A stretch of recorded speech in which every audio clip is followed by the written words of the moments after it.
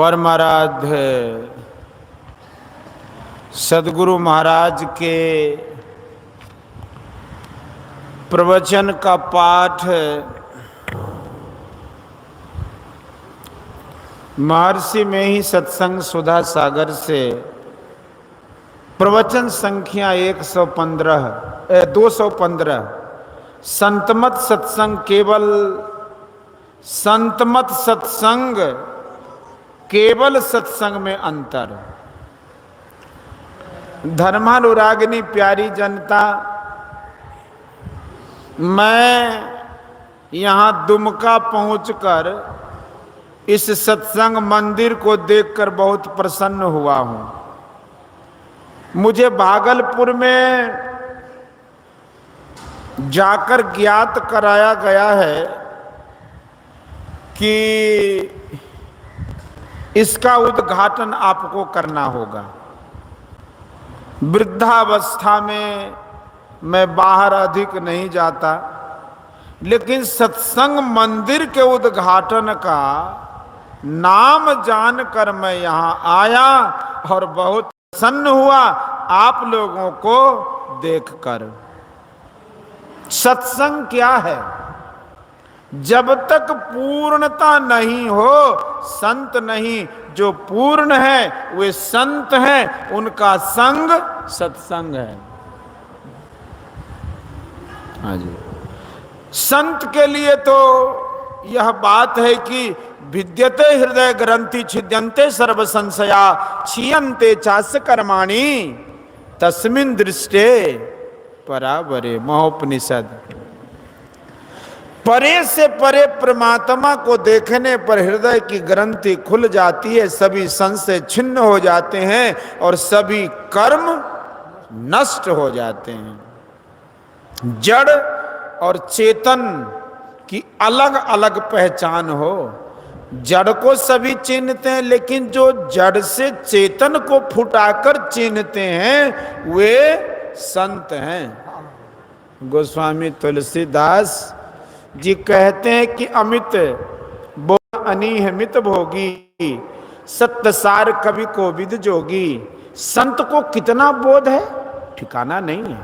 वे इच्छा रहित स्वल्प भोगी, सत्य के सार रूप, सत्य से कभी टलने वाले नहीं। कवि, पंडित और योगी होते हैं। बिना योगी हुए कोई पूर्ण नहीं हो सकता। यह है संत की परिभाषा। भक्त को एवं भगवंत को क्या बूझते हैं? राम ते अधिक राम कर दासा। ईश्वर से बढ़कर कोई नहीं होगा, लेकिन ईश्वर से भी बढ़कर संत होते हैं। सातम सम मोहि मैं जग देखा, अमोते अधिक संत करी लेखा। तुलसीदास जी की रामायण में उनका गाया हुआ काव्य देखो तो मालूम होगा। सबसे बढ़कर संत की महिमा उन्होंने गाई है। लेकिन संत को कौन पहचानता है? अच्छे चाल चलन वाले को हम लोग संत कहते हैं। वे अकपट होते हैं, सीधे चाल चलन के होते हैं। बड़े विद्वान की परीक्षा कम विद्वान कहां तक ले सकता है? संत को तो संत ही पहचान सकते हैं। उनके संग का नाम सत्संग है। जिसको सत्य से प्रेम है, सत्य परमात्मा है, परमात्मा अडोल है, सर्व ज्ञान संपन्न है, उसको जो पाए हैं संत हैं। उसका भेद जो खोलते हैं, उसके पाने का सीधा सरल रास्ता जो बताते हैं, वे संत हैं। बाहर में ईश्वर के पाने का मार्ग नहीं है। मार्ग अपने अंदर है। अपने अंदर में चलने की विधि और मार्ग योग शास्त्र बताता है। जीव की बैठक जहां शरीर में है, वहां से लेकर ईश्वर स्वरूप की प्रत्यक्षता तक जा का जो रास्ता है, वही मोक्ष का रास्ता है।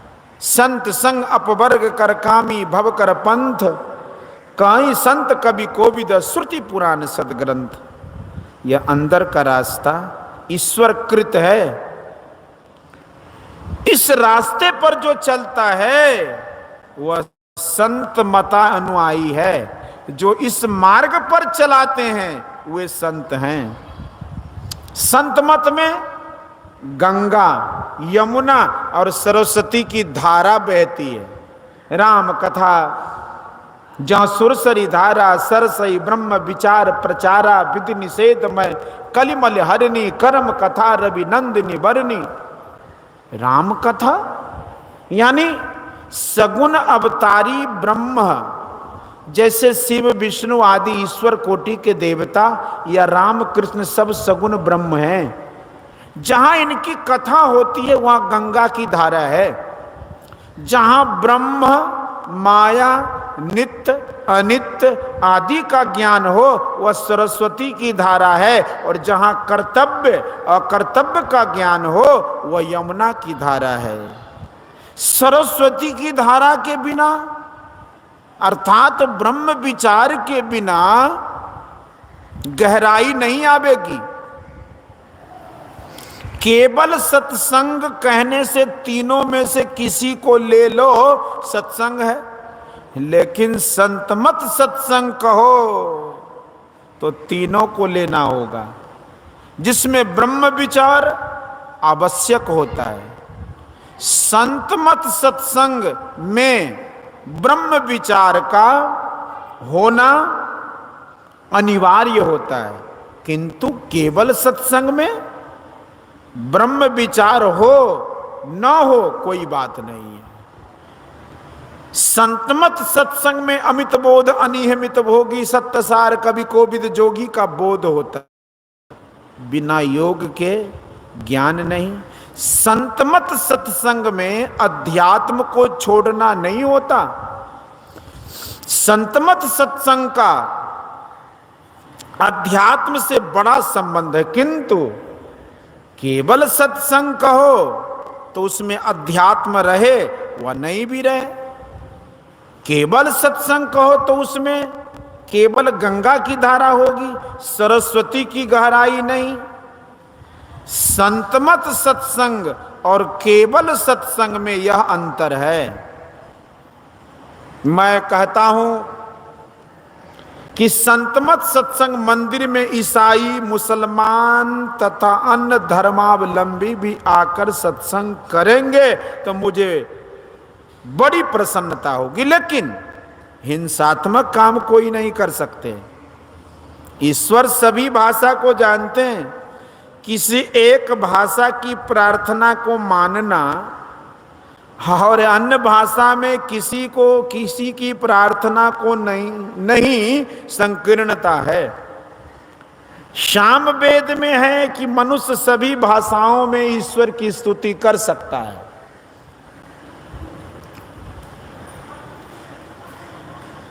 हे अग्नि, हे प्रकाश स्वरूप, आज तेरे लिए इस प्रकार की वैदिक सप्तवाणियों और उनसे दूसरी लौकिक या वेदवाणी से अतिरिक्त मनुष्य वाणियों को मैं तेरी स्तुति में कहूं।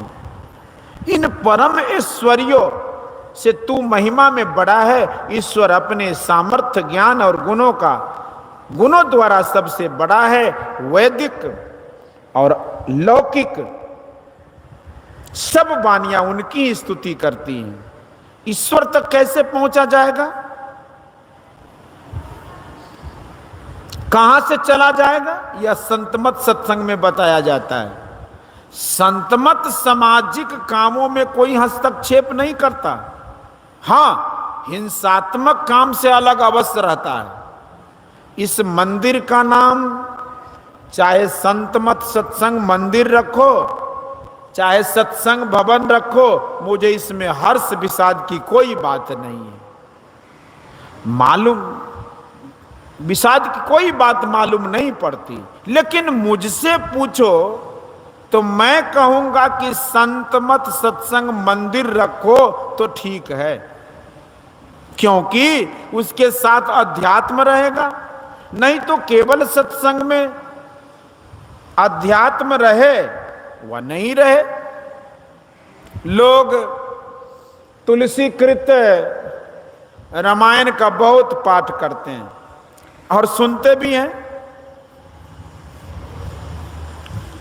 लेकिन क्या उसमें यही लिखा है कि ईश्वर बाहर में ही मिलेंगे?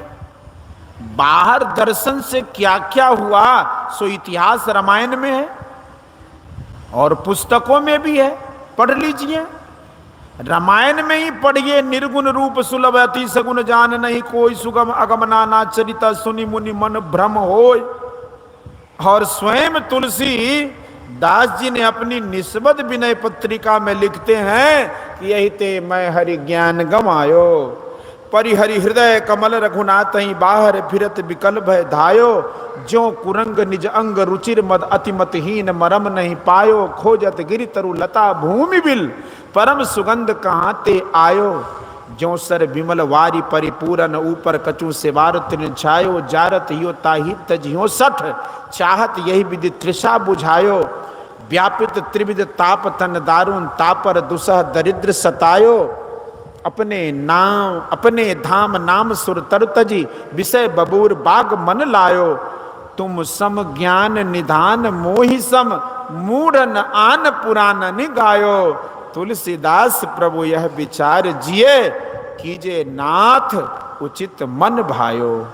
लोग कहते हैं कि चित्रकूट में तुलसीदास जी को भगवान श्री राम का दर्शन हुआ, चंदन लगाए, लेकिन वे पहचान न सके।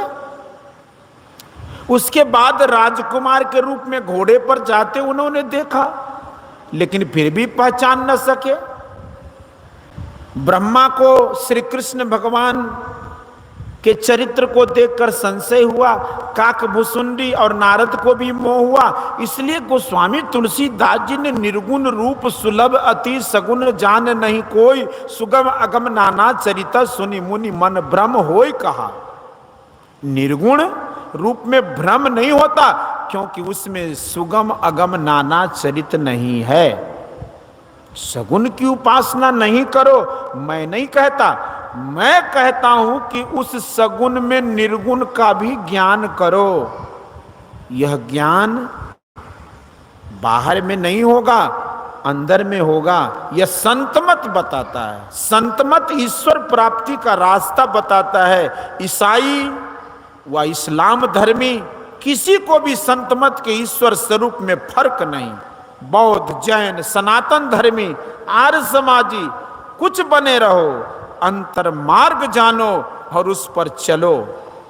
संतमत इन्हीं से, इन किन्हीं से भिन्नता नहीं मानता। संतमत के ज्ञान को जानो और उस पर चलो। ईश्वर प्राप्ति का रास्ता एक है, दो नहीं, और अनेक तो क्या होगा। रास्ता घूम फिर कर नहीं, सीधा है, सीधे चला जाना, वहां मुर्शद ने यह फतवा दिया। ईश्वर प्राप्ति का रास्ता एक है, जैसे भोजन करने का रास्ता एक मुंह, रूप निरीक्षण करने का रास्ता एक आंख, शब्द ग्रहण करने का रास्ता एक है कान आदि। जो लोग यह कहते हैं कि गोड्डा जाने के लिए अनेक रास्ते हैं, वे भूल में हैं, वे जानते नहीं हैं। अभी आप अपने शरीर में जहां बैठे हैं वहां से छोर पकड़ने के लिए भिन्न भिन्न उपासनाएं हैं, लेकिन ये भिन्न भिन्न मार्ग नहीं। छोर पकड़ने का एक ही रास्ता, चाहे किसी देश व किसी धर्म का आदमी हो, रास्ता एक है और वह अंतर का रास्ता है।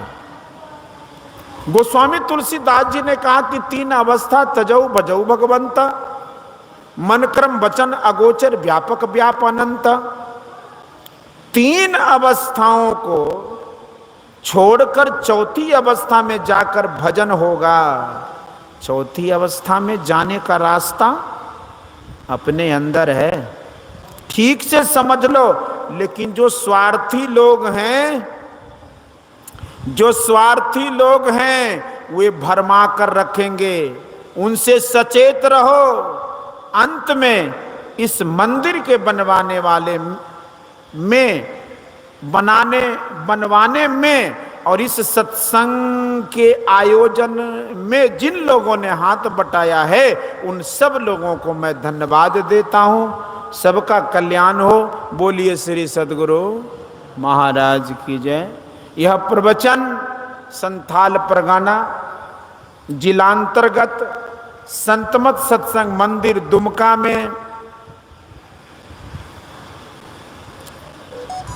दिनांक 2/12/1965